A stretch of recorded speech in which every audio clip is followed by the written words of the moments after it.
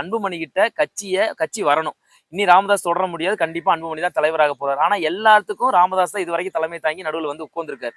ராமதாஸ் கிட்ட இருந்து வெளியில அப்படியே ராமதாஸ் இந்த கட்சியை விட்டுட்டு போயிட்டு அப்படியே அன்புமணியை தொண்டர்கள் ஃபாலோ பண்ற அளவுக்கு இவங்க ஒன்றும் அத்தனை தடவை ஆட்சி அமைக்கல. இப்ப திராவிட முன்னேற்ற கழகத்தை எக்ஸாம்பிள் எடுத்துங்களேன். கலைஞர்கிட்ட இருந்து அப்படியே ஸ்டாலின் கிட்ட இருந்து அப்படியே உதயநிதி ஸ்டாலினுக்கும் கட்சி வர்ற காரணம் என்னன்னா அவங்க ஆட்சி ஆண்டிருக்காங்க.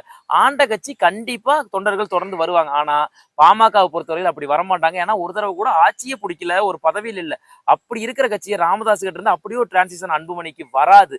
அப்படிங்கிறதுனால இதை திட்டமிட்டு உள்ளேயே 2 பேரும் அடிச்சுக்கிட்டா இப்ப எல்லாரும் பாட்டாளி மக்கள் கட்சியில் இருக்கிறவங்க யாராவது பார்த்துக்கிட்டு இருந்தா சொல்லுங்க.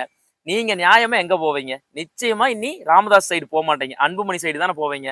சோ அன்புமணி சைடு மக்களை கூட்டுறது. ஏன்னா இது என்னமோ ஆல்ரெடி பிளான் பண்ணி வச்ச மாதிரி எழுந்திருச்சு டக்குன்னு பனையூர்ல இன்னொரு ஆபீஸ் போட்டிருக்கேன், நீ வந்து பாக்குறவங்க அங்க வந்து பாக்கலான்னு அன்புமணி சொல்றாருன்னா இது பக்கா தெரிஞ்சே நடத்தப்பட்ட நாடகம் மாதிரி எங்களுக்கு தோணுதுங்க.